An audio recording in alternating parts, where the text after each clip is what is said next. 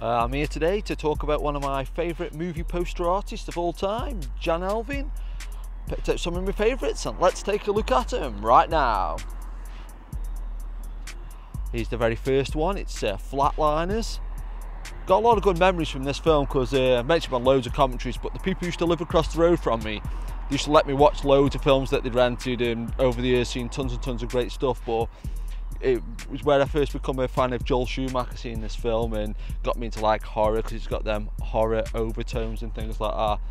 When you actually look at the poster though, it's really kind of cool because it's got this kind of ethereal quality to it, and because it's kind of like almost like sort of a monotone poster. It's basically like one colour, but the colour they've used is actually like the same kind of thing what you get on an EKG meter, which is kind of cool. And I love how you see like Kevin Bacon's hair like all brushed back and it's really smart and everything.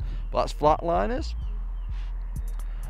There's the next one there, it's Mosquito Coast, and I know a lot of people will probably be thinking, oh, it's a bit lame, it's just a picture of Harrison Ford's face.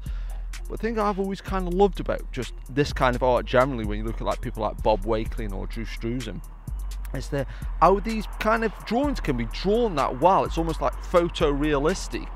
And then, thanks to a really cool article in issue of Empire, it's one of the first times when it got me understanding how posters are put together and how they can be altered for video boxes and different markets and things like that.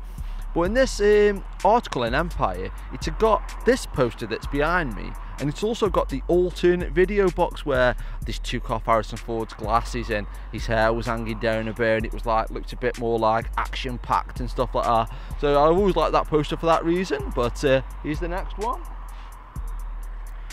This one's Raw Deal, and great super nostalgic memories for this one because when I joined Tartle's Video Shop, which is one of my favourite video shops of all time, just seeing this great artwork made me want to get my dad to rent this video, because I couldn't rent it at the time because I wasn't old enough. And since found out as well that the screenplay was by Norman Wexler, who wrote Staying Alive. So I've always got a soft spot for the movie, even though I don't particularly like the movie. It's not a very good movie, but great poster and great nostalgic times. This one here is doesn't really need no explanation, but it's E.T. I've always thought this poster was actually drawn by Drew Struzan, because Drew Struzan actually did another version of it. But yes, this one is, like I say, it's the iconic one of E.T.'s finger and Elliot's finger touching. Like I say, worldwide, super renowned poster. But that's that one. So look at the next one. This is Grambling's, also used for the re-release not that long ago with a digital print. Absolutely iconic poster. And talking about that Empire article, when it's saying how different posters can be used in different ways, or altered, or kind of jazzed up depending on the film. But when this was released on home video, I always thought the poster was ruined because it showed you like an actual Grambling popping out of the poster and saying "we're back," and it's like crossing out things on the poster and things like that. But I found out this round about the time of the re-release. But if you look at the actual button that's going through Billy's shirt on the actual poster, it's actually got the Amblin logo on, which is pretty cool. This is the next one here. It's Batman Forever, one of my favourite Batman films, an absolutely iconic poster. Talk about that photorealism though, it's really amazing that like sort of you know, you look at this poster and to me they just look like photographs in a lot of ways, or very stylized photographs, and got amazing Val Kilmer there and Nicole Kidman as Chase Meridian. Batman Forever, one of my favourite all-time cinema experiences. Here's the next one, Arthur 2. I was literally looking at the box to this the other day on VHSX rental, and I honestly thought it was a photograph. It was just like, you know, so I was actually kind of surprised when I was going through John Alvin's like filmography that this was an actual photo, sorry, an actual drawing. And it's like, you know, you think Dudley Moore there holding up that sign, and Liza Minnelli, and I love how they get like the actual just really striking resemblance to a photograph, but not a very well liked film. But I'm a fan, and there you go. I'm gonna have to just find out if the Arthur remake poster was a photograph or a drawing. We'll never know.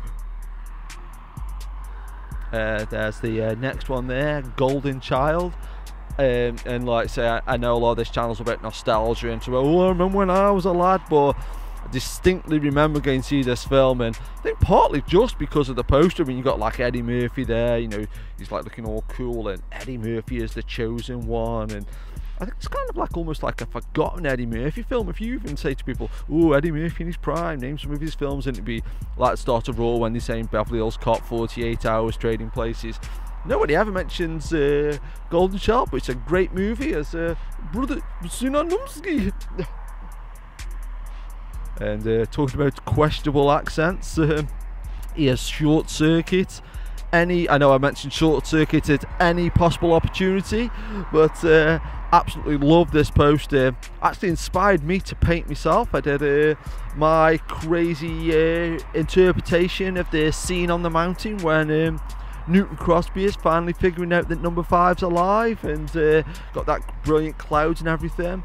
And talk about the clouds, there's I've seen the poster without all the graphics and on there and everything, and that poster went for $6,000 apparently, so really cool. And can't beat a bit of Short Circuit, but now he's probably one of my favourite movie posters of all time.